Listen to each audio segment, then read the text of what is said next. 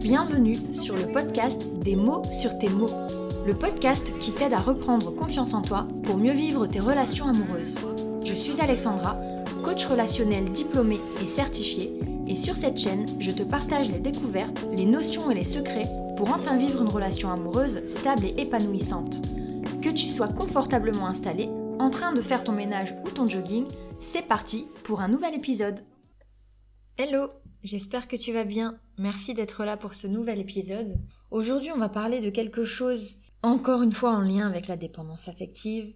Ce sont les filles qui se disent dépendantes affectives, mais qui font tout pour mettre à bout leur partenaire.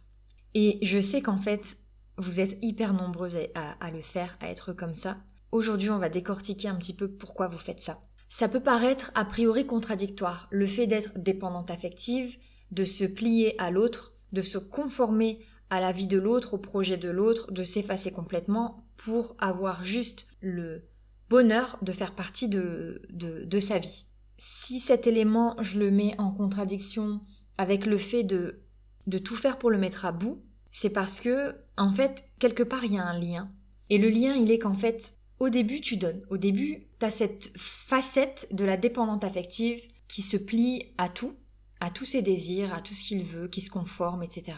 Et puis ensuite, quand la relation s'installe, petit à petit, tu te rends compte que t'as pas ce que tu veux. En même temps, et comme je l'ai dit dans l'épisode précédent, tu fais pas forcément en sorte que lui le sache, ce que tu veux. Et encore plus loin, peut-être que même toi, tu ne sais pas ce que tu veux. Dans tous les cas, tu nourris comme ça une colère envers toi-même qui fait que, comme t'es pas là où tu voudrais être, comme tu vis pas ce que tu voudrais vivre, comme tu estimes que lui ne te donne pas ce que tu voudrais qu'il te donne, en fait, t'es frustré. Et la frustration, ça mène à la colère. Et donc, en réalité, cette colère contre toi, tu vas la transformer par un comportement exécrable avec lui, en fait. Pour le piquer, pour arriver à provoquer une dispute, c'est même pas une discussion, mais une dispute, qui va faire que, enfin, tu vas pouvoir dire ce que tu as au fond du cœur. Sauf que tu t'en doutes bien, au moment où tu vas lui dire ce que tu as ce que tu as au fond du cœur, c'est pas forcément la meilleure manière qui soit pour lui dire. Et donc, on va être dans un discours d'agressivité, on va donner toute la responsabilité à l'autre et on va se plaindre. En fait, tout ce qu'il faut pas pour que l'autre entende finalement ce qu'on veut. L'idée là, c'est vraiment de se rendre compte qu'en fait, tout ce que tu vis comme frustration et comme colère, tu le dois en grande partie à toi-même. Alors bien sûr, il y a des exceptions, il y a des éléments qui vont incomber à l'autre, mais dans la plupart du temps, tout ce que tu reproches à l'autre, tout ce que tu regrettes de ne pas avoir, en fait, c'est pas lui qui doit te le donner, c'est toi. Et comme on vit dans un monde qui te fait croire qui te montre qu'ailleurs c'est mieux, en fait, avec les réseaux, avec les films, avec les contes de fées, on a l'impression que l'amour, c'est je reçois tout ce que je veux sans me demander et je donne tout ce que moi j'ai envie de donner. Ben non, ça marche pas comme ça en fait, pas du tout. Donc l'idée c'est vraiment de comprendre, et c'est toujours le même discours que je vous tiens, c'est comprendre ton besoin. Qu'est-ce que tu veux? Est-ce que ce besoin est respecté? S'il y a de la colère, il y a de fortes chances que non. Il n'est pas respecté, ok. Comment je peux faire pour que ce besoin soit respecté? Est-ce que ça vient de lui? Est-ce que ça vient de moi? Est-ce que ça vient de nous? Et une fois que tu as éclairé ça, tu fais en sorte de te le donner. Mais si tu te le donnes, à un moment donné, tu vas être frustré parce que il y a cette petite voix parasite qui va te dire « mais c'est pas normal. C'est pas normal en fait que tu dois demander. » Et ça, c'est ce qu'on appelle en coaching une croyance limitante. C'est la croyance selon laquelle, en amour, on n'a rien à demander. Si l'autre nous aime, il doit tout deviner, il doit tout savoir. Et en fait, c'est ce qui, toi, dépendante affective, te mène à vouloir anticiper ses moindres désirs et à tout lui donner sans que lui n'ait rien demandé, en fait. Donc, d'une part, de son côté, t'es pas sûr que c'est ce qu'il veuille, c'est ce que toi tu imagines. Et d'autre part, ça peut créer une petite impression d'étouffement chez lui parce qu'il a même pas eu le temps de désirer, de demander, d'être dans l'attente, que déjà tu lui offres tout sur un plateau. Et du coup, c'est de l'acquis. Il y a pas, ça devient fade. J'aimerais bien que tu te mettes à la place de la personne en face, voilà, qui reçoit tout sans rien avoir demandé. Au bout d'un moment, ça va te saouler. Et en fait, vous êtes nombreuses à qui je dis, mais tout ce que tu fais pour lui, ce côté un peu étouffant, désolé du mot, mais c'est le mot, tout ce que tu fais pour lui, imagine que quelqu'un fasse ça pour toi. Et souvent, vous me dites, mais ça, je l'ai déjà connu en fait. Et ça m'intéresse pas. Ça arrive très souvent que quand je vous ai en coaching, vous me disiez, mais moi, c'est lui que je veux. Par contre, j'ai déjà eu des gens qui me couraient après. Ça m'intéressait pas du tout. C'était pas eux que je voulais. Et du coup, ça me saoulait. Ça me donnait encore moins envie d'aller vers ces personnes. Finalement, ce que tu as vécu à ce moment-là, tu peux très bien le retranscrire dans ton couple. Et si tu deviens étouffante et si tu l'empêches en fait de se retrouver avec lui-même et de développer ses propres désirs, ses propres envies, tu vas l'étouffer. Et donc, c'est hyper mauvais pour votre couple, tu t'en doutes. Pour revenir à ce que je disais au début, le fait qu'en fait tu fasses tout pour le mettre à bout, c'est que toi, à contrario, tu n'as pas tout ce que tu veux. Tu n'as pas, voilà, il essaye pas d'anticiper tes désirs, etc. Et donc toi, tu penses que c'est pas normal. Alors ce qui est contradictoire, c'est que toi, en lui donnant tout, en anticipant tous ses désirs, tu sais bien que c'est de la dépendance affective et que c'est pas ce qu'il faut faire, mais pour autant, tu attends la même chose. Tu attends ce que tu sais qu'il ne faut pas faire en fait. Et donc c'est hyper contradictoire. Donc en fait, il faut sortir de ce carcan-là et comprendre qu'un couple, c'est pas du tout ce qu'on peut voir dans les films, c'est pas du tout ce qu'on peut voir dans les contes de fées, dans les livres, etc. C'est pas ça du tout. Un couple qui fonctionne, hein. On s'entend bien. Et donc, toi, ta manière, en fait, de faire en sorte qu'il te donne ce que tu veux, c'est de faire des pieds et des mains, c'est de faire des caprices, c'est de bouder. Et en fait, c'est de le mettre à bout, finalement. Parce que lui, le seul truc qu'il va réussir à dire, c'est « mais je comprends pas ce qu'elle veut ». D'ailleurs, on l'entend souvent dans la bouche des mecs. Hein. Les filles, on ne sait pas ce qu'elles veulent, etc. Il y a un tout petit peu de vrai.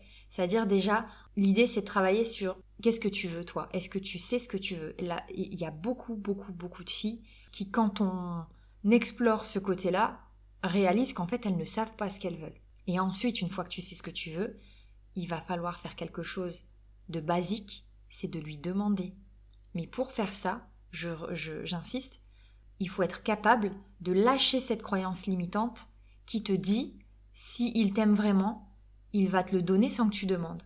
Ça, c'est pas vrai. En fait, je fais la retranscription avec les enfants. Un enfant, quand il sait pas parler, qui s'énerve, voilà, il râle, etc., parce qu'il sait pas le dire. Et en fait, nous, on n'a qu'une envie, quand c'est comme ça, c'est qu'il apprenne à parler pour nous dire ce qu'il veut. Et pourtant, cet enfant, on l'aime de tout notre cœur. Mais on ne sait pas forcément ce qu'il veut à l'instant T. Alors oui, dans les grandes lignes, on connaît ses besoins, mais les besoins changent en fonction de ce qu'on a vécu dans la journée, de notre humeur, de ce qu'on vit, de nos émotions du moment, etc. Et du coup, c'est important de pouvoir les retranscrire, parce que sans ça, c'est une grosse galère. Donc avec un bébé, on veut bien prendre la patience, on comprend qu'il soit démuni, on comprend, etc., qu'il est en train d'apprendre. Mais en couple, je peux vous garantir que votre mec, à un moment, il va en avoir ras-le-bol et du coup, il va abandonner. Et ça va entretenir ce cercle vicieux.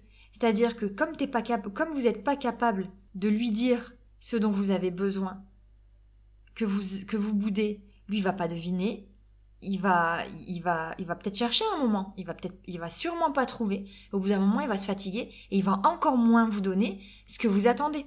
Donc pour sortir de ça, vraiment, la solution, c'est de le dire. C'est de comprendre ce que vous voulez. Je sais que ça demande un effort, ça demande même un gros effort si vous n'avez pas l'habitude de le faire, mais je peux vous garantir que c'est quelque chose qui va changer vos vies et votre manière de vivre votre couple.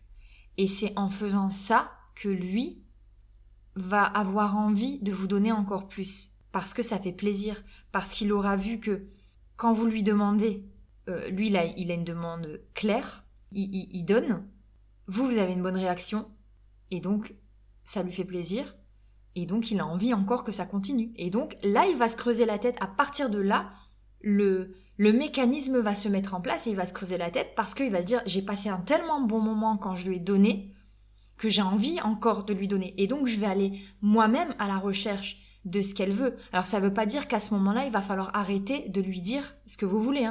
Ça veut juste dire que là, vous allez commencer à être en phase. Et que du coup, vous allez vous comprendre, vous entendre et vous connaître finalement. Donc, hyper important, quand vous sentez que vous mettez vos mecs à bout, c'est que quelque part, il y a quelque chose en vous qui fonctionne pas en fait. Il y a une colère qui est malsaine et qui sortira pas tant que vous l'aurez pas décortiquée. Comprendre pourquoi je me mets dans ces états-là, pourquoi je le pousse à bout. Et donc j'insiste, encore une fois, je vais le dire, redire et redire, il faut parler. Et parler, ça s'apprend. Et donc ça commence par déterminer ce que vous voulez, vous comprendre vous-même, pour ensuite aller le restituer. On entend beaucoup dans les couples, c'est toujours la fille qui dit... alors c'est très cliché encore une fois, toujours la fille, toujours le mec, vous commencez à me connaître si vous écoutez mes podcasts. Mais c'est souvent la fille qui dit « mais il faut qu'on se parle, etc. » Mais je me rends compte que la plupart du temps, se parler, vous n'avez aucune idée de comment on fait en fait pour que ça se passe bien. Parce que parler pour parler, c'est ça qui saoule les mecs. Et ils vont se dire, ce qu'on entend souvent, oh, elle va encore me rabâcher la même chose, et elle va encore me faire des reproches, et elle va encore me... Voilà. Non, une demande claire, et on voit s'il est capable de donner. S'il vous aime, s'il t'aime, je peux t'assurer qu'il va te donner ce que tu veux, s'il est en capacité de te le donner, bien sûr. Mais ça vaut le coup d'essayer. En fait, ce dont pourquoi je me bats, c'est que vous compreniez que votre fonctionnement ne fonctionne pas. Je pense, parce que sinon vous ne seriez pas en train d'écouter ces podcasts. Et en fait, si ça ne fonctionne pas, c'est que quelque part, votre fonctionnement à vous deux ne fonctionne pas.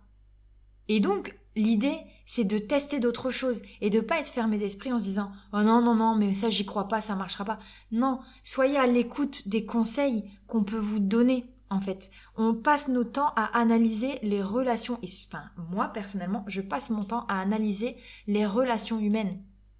Et donc, je te garantis que ça vaut le coup d'essayer. Et si ça fonctionne pas, tu rectifies, on rectifie, ou alors tu m'appelles et on en parle.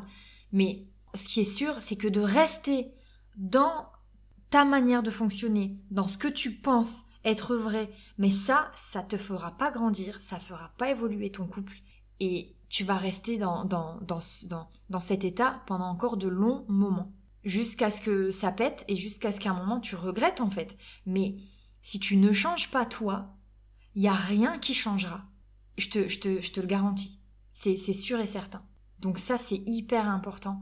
Il faut à tout prix que tu comprennes que même si ça concerne votre couple, votre communication à vous deux, s'il n'y en a pas un des deux qui prend les choses en main, qui veut changer les choses, il ne se passera rien. Bien souvent, oui, c'est la fille qui change les choses parce qu'on est faite comme ça, parce qu'on a envie d'améliorer les choses. Faut s'en servir. Ça ne veut pas dire que ton partenaire, il n'a pas envie que ça change. C'est juste qu'on n'a pas les mêmes priorités, on n'a pas le même fonctionnement. Et du coup, profite de cette force que tu as de vouloir comprendre et changer les choses pour le faire. Mets de côté ton ego qui te pousse à dire « Non, pourquoi c'est à moi de changer uniquement ?» Non, parce que... Et ça, j'ai fait un épisode sur la systémie, je t'invite à aller l'écouter. Ça, je l'ai expliqué, c'est que vous êtes un système, et donc vous êtes un système qui fonctionne grâce à votre propre fonctionnement à chacun, qui donne votre système à vous deux, et si toi tu changes ta manière de fonctionner, forcément sa manière de fonctionner à lui va être influencée, et donc votre fonctionnement à vous deux va changer. Et ça demande forcément un effort, et je pense sincèrement, après avoir accompagné autant de filles et de voir l'évolution, je pense vraiment que ça devrait faire partie intégrante de nos vies, qu'à un moment donné, on se pose et on se dise « Ok, qu'est-ce que je veux dans la vie ? Comment je fonctionne ? Est-ce que j'ai le bon fonctionnement pour atteindre mes objectifs ? Est-ce que j'ai le bon fonctionnement pour vivre le couple, vivre la relation d'amour que je veux ? En fait, ça, c'est important, à un moment dans sa vie, de mettre un stop et de se dire « Je vais analyser tout dans les détails et je vais tout reprendre. » Ça ne veut pas dire... Et il y a beaucoup de gens qui ont peur de se rendre compte en fait qu'elles sont avec la mauvaise personne et du coup elles n'osent pas faire ce travail. La plupart du temps, ça ne fait qu'améliorer les choses. Si le couple prend fin, c'est que déjà avant de faire ce travail, tu savais qu'il fallait que ce couple prenne fin en fait, tout simplement. Mais je peux te garantir que ce travail-là mène à améliorer les choses. Et c'est-à-dire que oui, t'es peut-être avec la bonne personne, mais en évoluant, déjà, dans la vie, on évolue chacun différemment, mais en évoluant comme tu le fais, si t'es sur des mauvaises bases et que tu changes pas ces bases-là, tu vas peut-être pas aller très loin dans ton couple. Ou à un moment donné, arrivé à un certain âge, c'est là que ça va péter. Et en fait, ce travail de coaching et tout ce que je propose, l'introspection que je propose au travers de ces podcasts, du livre qui est sur mon site internet, tout ce travail-là permet d'éviter que le couple ne s'effrite et en fait d'améliorer ta relation et faire en sorte que cette relation, elle dure le plus longtemps possible. C'est vraiment mon but en fait. Donc, j'espère que cet épisode t'a encore une fois aidé. Si tu as des questions ou des choses à ajouter, n'hésite pas, tu commandes ce podcast ou alors tu m'envoies un message. Comme d'habitude, je réponds. Et c'est marrant d'avoir vos réactions parce que à chaque fois que je reçois un message et que je réponds, la personne en face me dit « Ouah, tu m'as répondu !» Je vous inviterai pas à m'envoyer des messages si c'est pour pas vous répondre. Et peut-être que par la suite, j'aurai peut-être moins de temps. Des fois, je peux mettre peut-être quelques heures, quelques jours à répondre, mais je finis toujours par répondre. Et des fois, la plupart du temps, vous avez de la chance et je suis là, je suis dispo et j'aime ça et donc je réponds avec un grand plaisir. Voilà, je te laisse sur ces pensées. Je te dis à très vite. Merci de m'avoir écouté.